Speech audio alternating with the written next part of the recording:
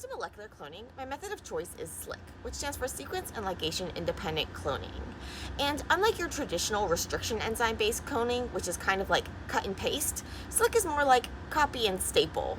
Basically, in restriction enzyme cloning, what you're doing is you're cutting two pieces of DNA. So you're like cutting an insert out of one place and cutting a vector backbone, and then you're stitching them together with DNA ligase. What happens with SLIC is instead of cutting the parts out, you're going to make lots of copies of the parts you want to join together using PCR.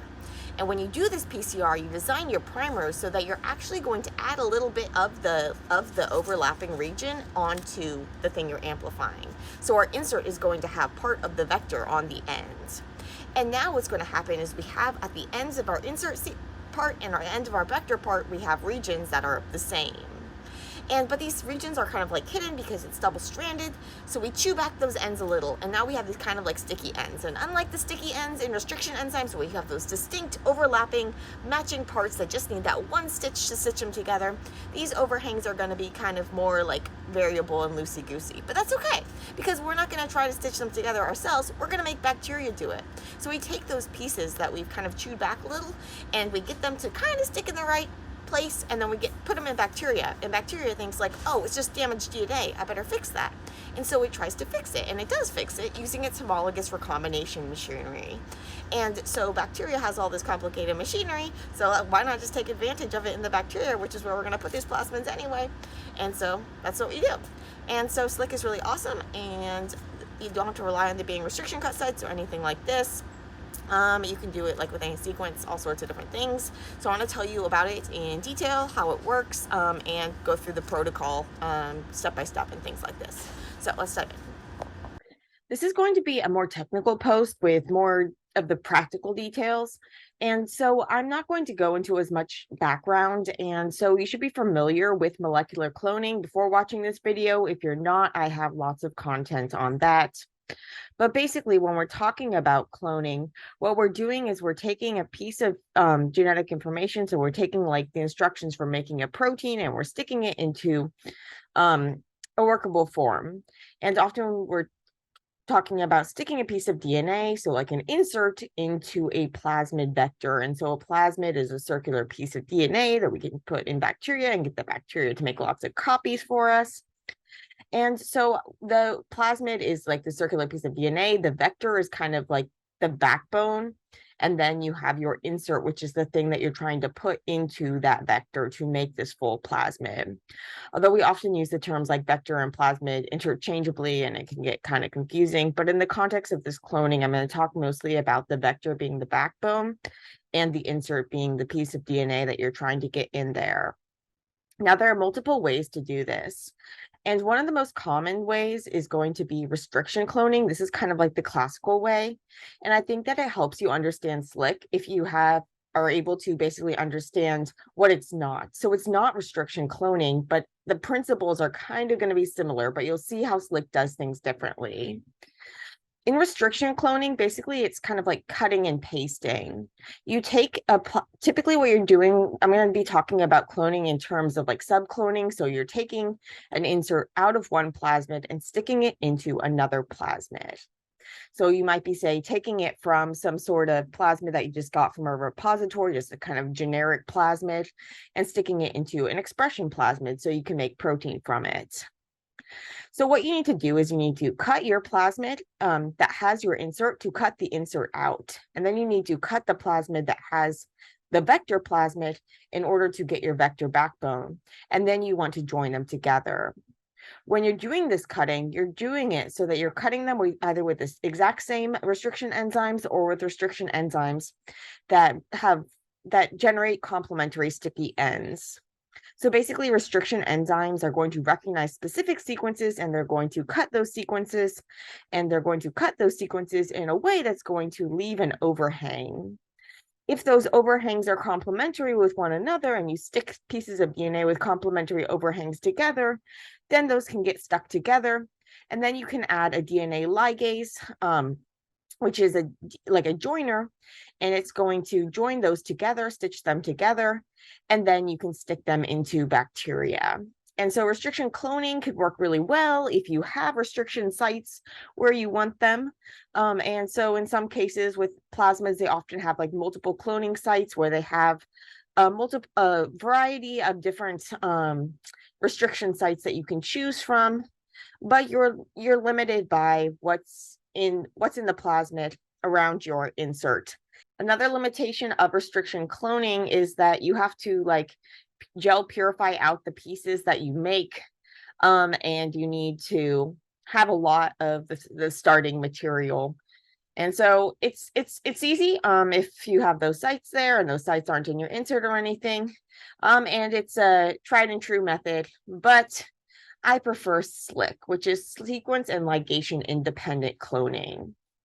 Here we're going to do something similar. We're going to make two different pieces, and one of these pieces, and these pieces are going to have like overhanging parts that complement one another. But instead of generating these parts by cutting the plasmids, what we're going to be doing is we're going to just amplify the parts of the plasmid that we want using PCR. So in a test tube, we're going to make lots and lots of copies of the region that we want, rather than cutting that region out of a plasmid. And one of the benefits of PCR is that here you can basically add on the overhangs with your primers. And so you add on these overhangs with these primers that are going to match the vector that you want to stick it in. Now, when you amplify your vector, so instead of cutting the vector, we're amplifying it by PCR too. So basically, we just have to copy the part of the vector that we want, removing whatever insert was in there, if there was something in there. And now we have a linearized vector with these overhangs, which were already in the vector, but they're the overhangs of the primers from our insert amplification. So we were amplifying the insert with this extra bit the extra bit that we designed so that it would be complementary. It would be the exact same thing as this sequence. So this sequence we put on the end of our insert, going into the insert on both sides, one per primer. You have an overlap on each side, and that overlap is going to be the same sequence as you have in your vector plasmid. Okay, so now we have these two pieces with like identical ends. And now what we're going to do is, well, first we're going to add DPN1. I'll talk more about this later, but it's going to be degrading the template DNA. So we were using those plasmids as templates for amplifying or copying the region that we wanted. But we still have those templates in there. And if we leave them in there, they're going to mess with things, because what's going to happen is these templates, on the template, they're going to have the selection marker, so the antibacterial resistance gene. So they're going to be able to grow, and then you're not going to know whether it's your plasmid or the template plasmid. And so DPN1, it's going to selectively degrade the parent plasmid, because that parent plasmid is going to be methylated. And I'll go into this later. So now we've gotten rid of that parent plasmid, those parent plasmids, and we have our amplified pieces. They have identical sequences at their ends, but the identical parts are hidden in the double strand by the other strand. And so we need to chew back one of the strands to generate these overhangs that can then find one another and be like, oh, hey, we're the same thing. We complement one another. So we need to chew back those ends. Remember with restriction cloning, how we made those like precise cuts so they perfectly match? Well, with SLIC, we're not making precise cuts. Instead, we're kind of just we're just chewing the ends back. And not precisely, just enough so that they expose some single-stranded regions that complement one another. And we do this with actually using T4 polymerase, which sounds super duper confusing, because a polymerase is typically something that like it joins the letters together. So it's like you have a polymerase in your PCR mix that's actually joining together those deoxynucleotides to make that DNA sequence, those strands. But in the case of when you give this T4 polymerase, but you don't give it any of those deoxynucleotides, you don't give any of those letters, well, now it can't like put the letters together, it can't polymerize, but it can use its other function. And so its other ability is that it has an exonucleolytic activity, a 3' to 5'. And this is kind of like, it allows it to proofread as it goes.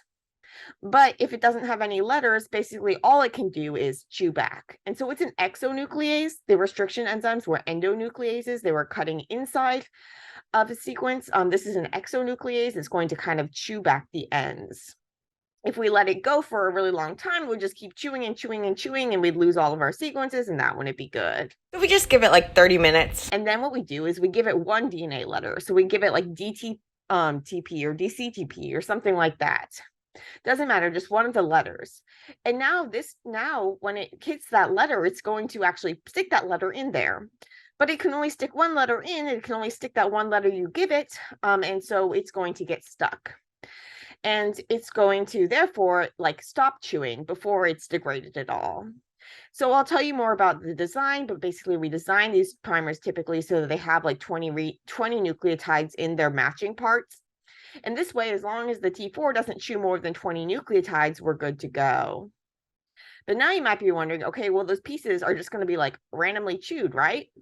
Well, what happens is we're not going to ligate them together in vitro. We're not going to add a DNA ligase, which was then just going to stitch together these breaks. Instead, we're going to stick it into bacteria just like it is. We're going to mix these pieces together and we're going to stick them into bacteria. And the bacteria, they have a lot more complex machinery. So they're going to see this as instead of basically, so they see this DNA that kind of looks similar to one another. And when things look similar to one another, then the bacteria go, oh, well, this looks like it's just DNA that got broken. And so we just need to fix it.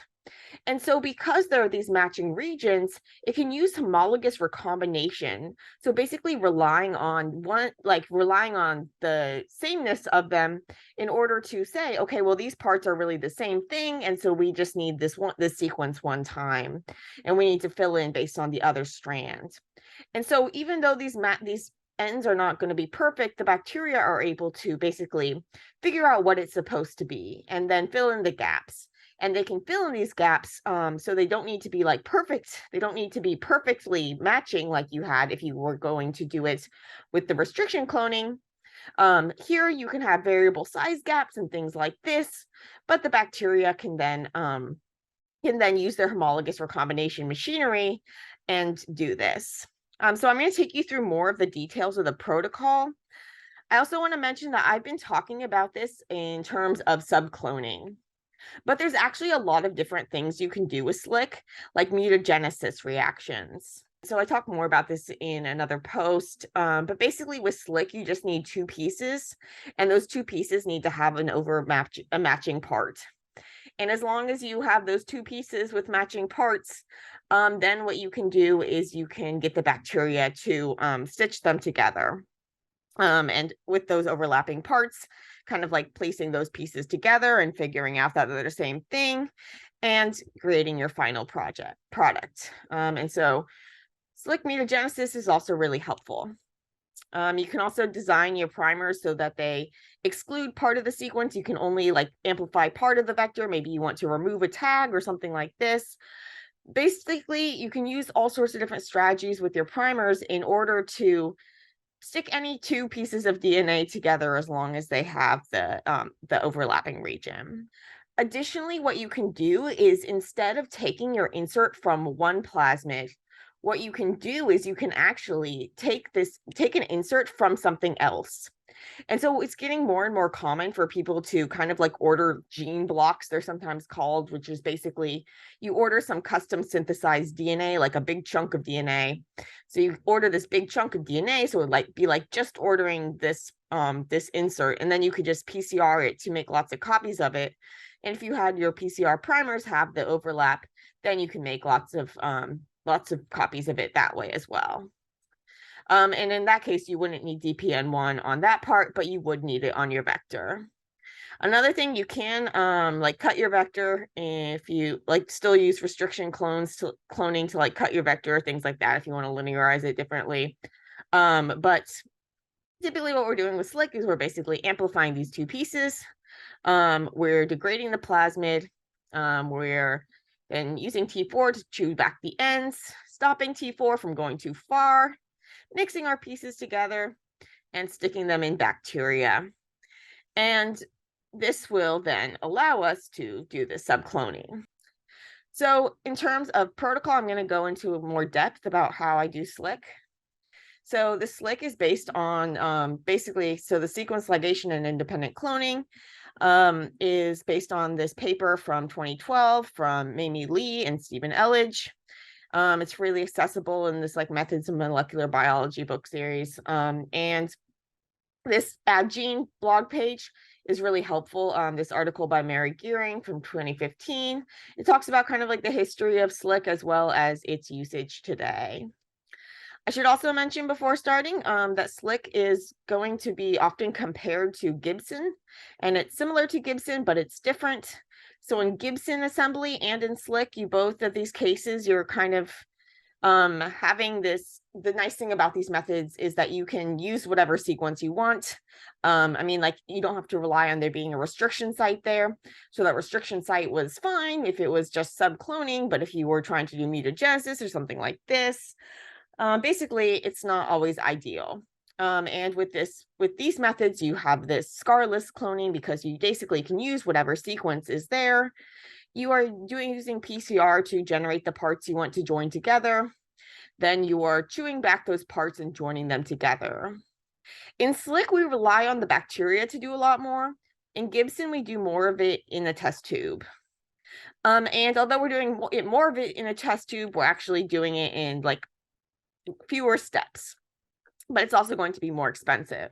So basically with SLIC, we are using the T4 polymerase's exonucleic activity.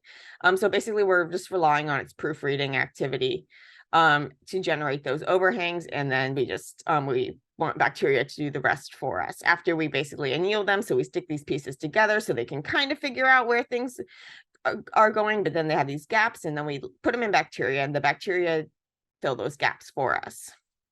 With Gibson, you actually do the chewing and the filling at the same time in vitro. And so basically you add this T5 exonuclease. So here it's not a polymerase, it's a dedicated exonuclease. It's going to chew back the ends and you add and then you add a separate polymerase. So so this polymerase and this ligase, the polymerase is going to fill in the gaps and then the ligase is going to stick them together, like piece them together. And so what's going to happen is it's going to basically do the fixing in the test tube before you stick it into the bacteria. But I'm going to tell you about SLIC.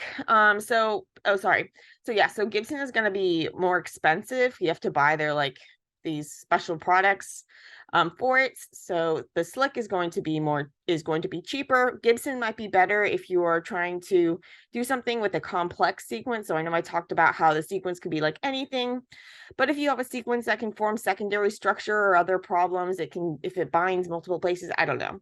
There are various reasons why you might have kind of problem sequences where you want the temperature to be higher. Gibson does a higher temperature. And so it might be better for that sort of thing. I also read that Gibson, though, is better for bigger inserts than smaller inserts. And so I recommend this J5 automated DNA assembly manual. They have some helpful information, and I'm not going to go into Gibson further, other than to say it's a similar thing, except you're kind of doing more of it in the test tube, less of it in the bacteria, and you have to use more expensive enzymes. So this is the SLIC cloning protocol that I use. This is basically based off of the protocol that I learned in Lemore Joshua Torr's lab during my PhD. And so let's just kind of dive in. So it starts with PCR. So we need to use PCR in order to make those copies of the region that we want. And we're going to have to design our PCR primers so that we have about 20 nucleotides of overhang. If you want to do more complicated SLIC, where you're like multi-pieces and things like this, they recommend in some cases using a longer overhang. And more of that in the original paper, they have some helpful advice for that. But typically about 15 to 20 is good. Aim towards 20 to be safe. You're going to want this overhang on your insert. I'm going to talk in terms of like insert and vector, but remember you can be doing like all sorts of different like pieces that you're putting together. You can actually do like multiple parts in the same test tube. There's some really complicated, cool cool stuff you can use. But we're just going to talk about like the typical thing where you're amplifying your insert and you're amplifying your vector, and you're using primers that are going to generate overlaps. If you're just using a vector like that, you don't want to add anything to this vector other than your insert. Well, now basically you just need to make the insert have parts that match the vector as it already is. You don't need to add anything onto the ends of these the vector amplifying primers. So these can be generic for that vector. Now, this is going to be really helpful because you can then stick in whatever insert you want using the same primers to amplify that vector. So it's common if you're doing a lot of cloning, you'll have these primers that you can amplify the vector, and then you'll have specialized primers that you use to amplify the insert. But the vector-specific primers don't have to have any information about that insert, so you can use them with all sorts of different inserts, the same primers for that. So in the case of the insert, though, it doesn't have the overlapping region, and so we need to add it on. And the way that we're going to add it on is by adding it to our primers. So your primers for the SLIC are often going to be about 40 nucleotides long, with about 20 nucleotides matching the insert and about 20 matching the vector. I know I didn't draw this to scale, but basically you want to make it so that you have that part that matches the vector on the ends that are going in. I find the easiest way to design these primers is to use a tool like Benchling or Snapgene or CLC Main, some sort of like molecular cloning tool, like software, where you can actually put in the plasmid that you want, make the plasmid that you want. So take the sequence of the plasmids that you have and just cut and paste it in the software. And then take the region, take your cursor and scroll over a region from like 20 nucleotides on either side of that insertion sequence. So that'll give you like a candidate primer. But that primer might have some issues. It might not be ideal. And so then what I do is I go and I stick it into, you can use like a primer checking tool or something like that. I use Amplifix. And basically you just can copy and paste your sequence in, and it'll give you like a quality score as well as the TM. And so what I do is I typically like watch this quality score, and if it's too long, what I'll do is I'll start trimming back the end of the sequence or making it longer. Make sure that you're trimming back the right end so that you're not like removing parts that you actually need. In the case of the primers that you use for your vector. In the case of these primers, it's less important. You can chew from either side, but just be careful that you end up with still about 15 to 20 nucleotides on either side. So these are going to be longer primers than you would use just for the vector. But anyway, so you go to that primer sequence, you copy and paste the region. You're going to need one per side. So you have one per strand. And now you can go and you can order those through a website like IDT or something. It's only going to cost a few dollars per primer. That's one of the great things about these is they're super duper cheap. And so now you've got your primers, you can go and you can run your PCR reaction. And so in our PCR reaction, our primer for our insert, part of it's going to match and then part of it's not going to match. But because each of these strands is going to start with the primer, you're going to get this extra bit added on to each of your copies. And so you end up with lots and lots of copies of what you want. Well, hopefully you end up with lots and lots of copies of what you want. You need to now like verify it. And so you can run an agarose gel electrophoresis, typically just like a 1% gel, run a few microliters of it on there. This is going to separate the DNA pieces by size. And so you should see that your bigger product, so like your vector would be higher up, and then your smaller product, your insert would be lower down. And then you can verify that the reaction went according to plan. If there were problems, if you see multiple bands, you might need to optimize your PCR. You might need to raise the annealing temperature to make things more specific, fiddle with the extension time, various things like this. I should mention too that this PCR reaction, you can kind of like use whatever your lab has.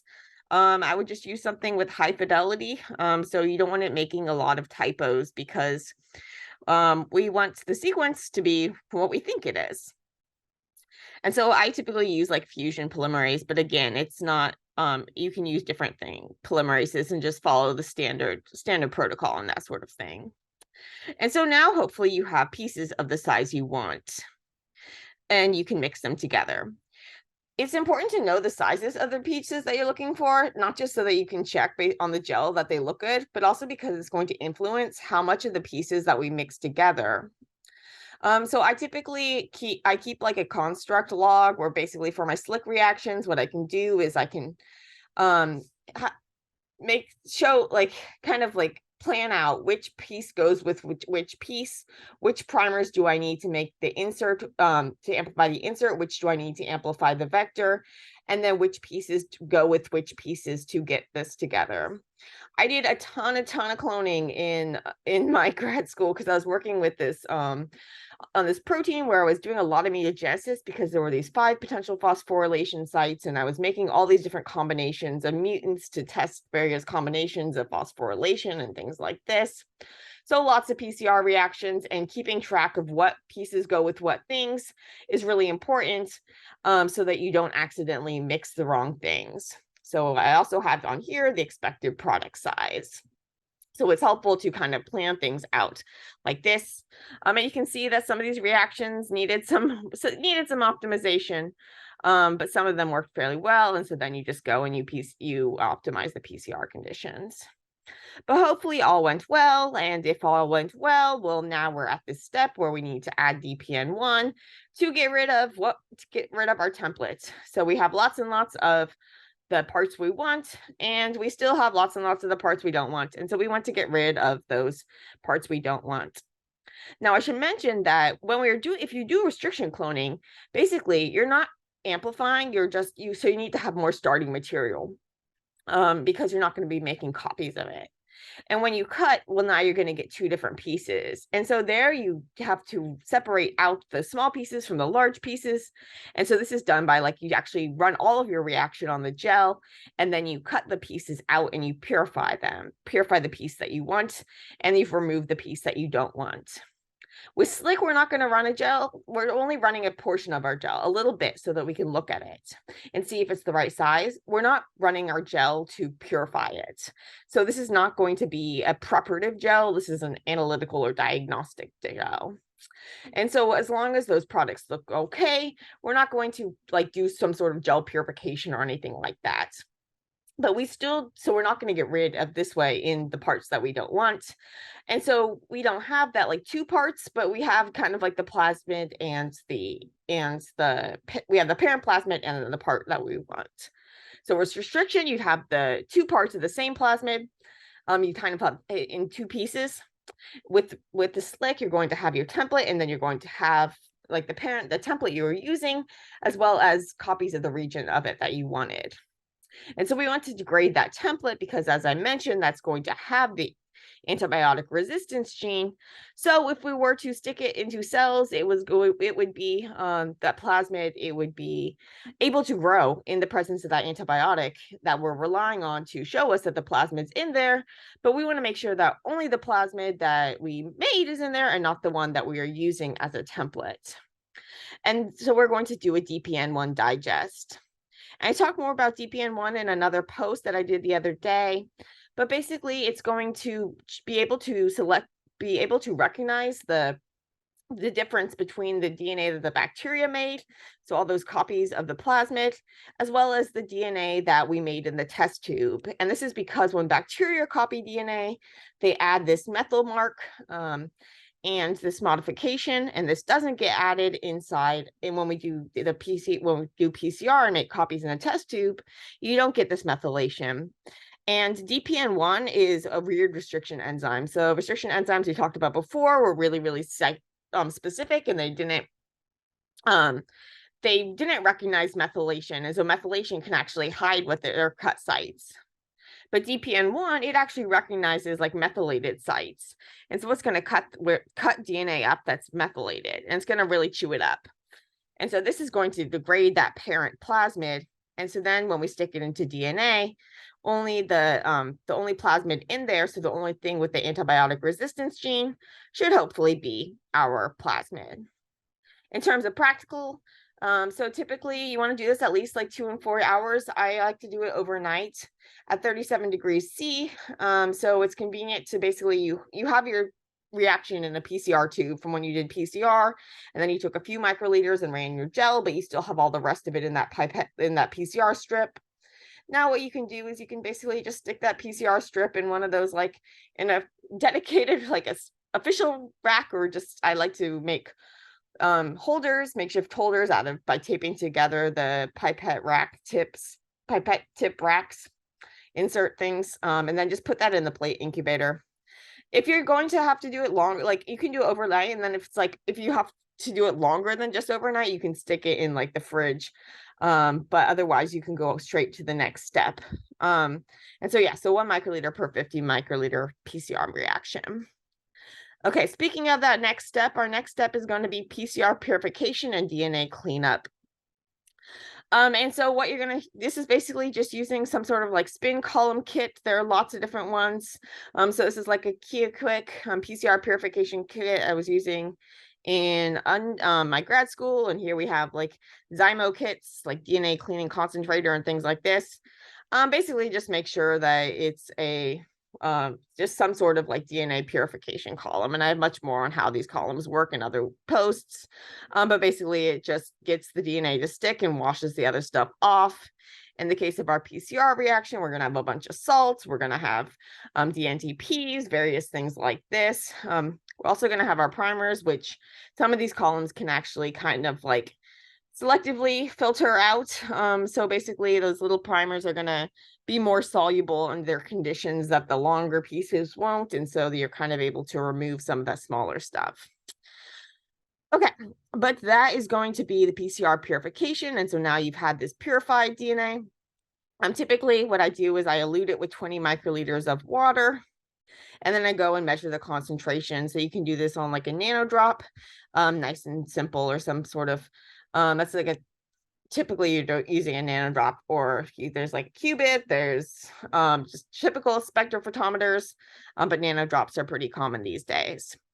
You should expect to see a concentration around like 50 to 100 nanograms per microliter. It's important to measure this concentration because later it's going to influence how we're going to mix these pieces together. But before we mix them together, we need to do that T4 reaction. We're going to chew back those ends. So you use T4 polymerase. And so basically we dilute the standard enzyme 1:6 in its buffer. So this is just the buffer.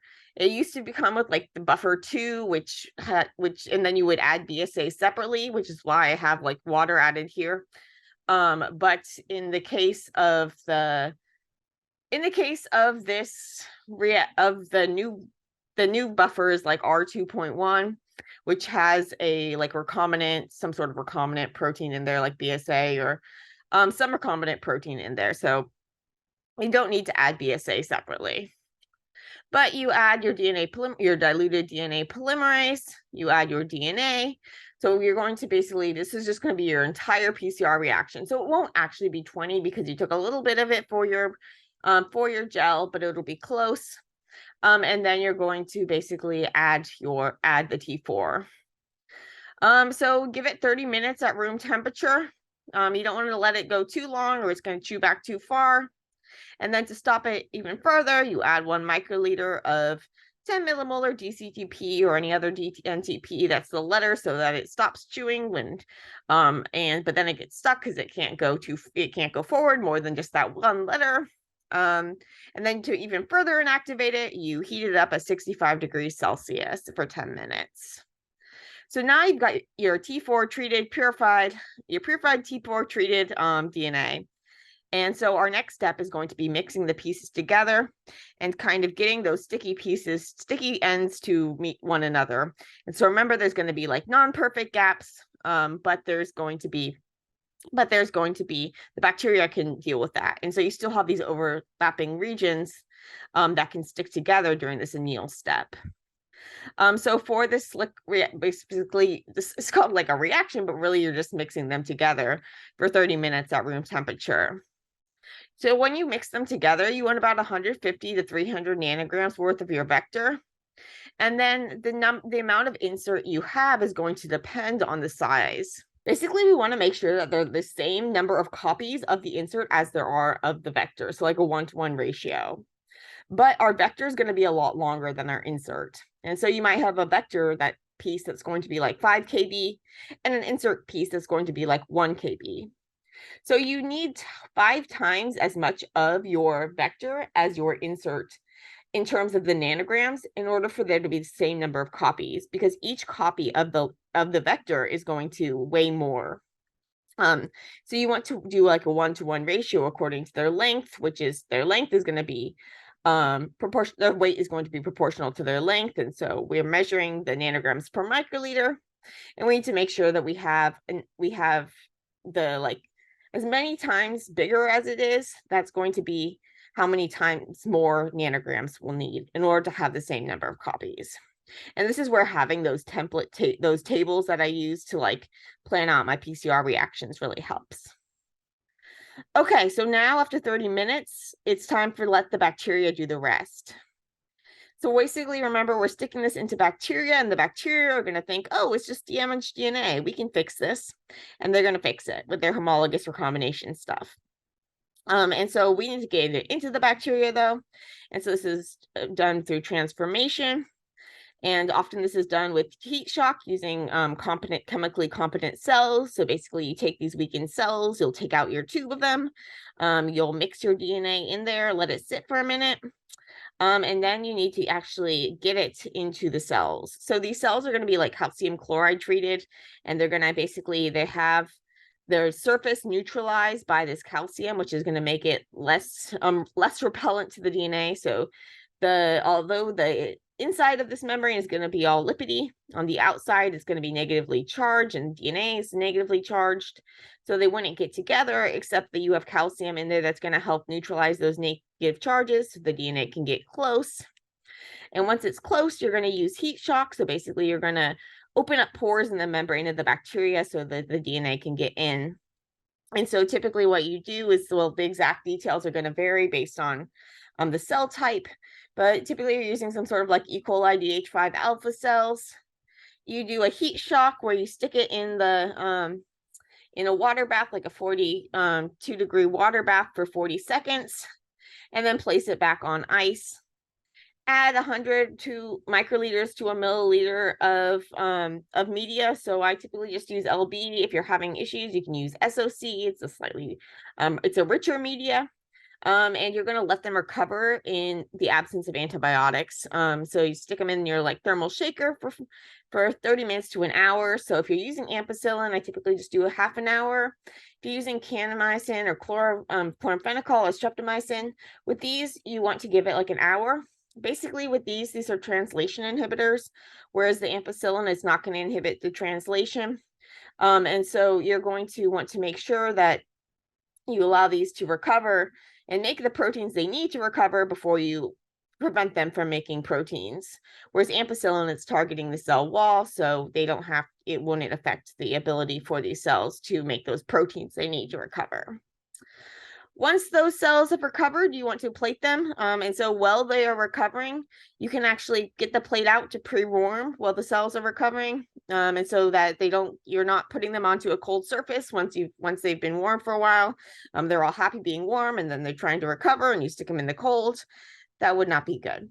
And so instead, basically, you want to plate the cells out. You want to plate the entire tube, but you have like a mill of stuff in there. And if you tried to plate a mill of stuff on one of these plates, it would just be like, it would just pour off. And so instead what you need to do is you need to pellet the cells. So spin them down in a centrifuge for like for a minute at like 10,000 RPM. Basically, you just want to pull those cells down so you can remove the old media.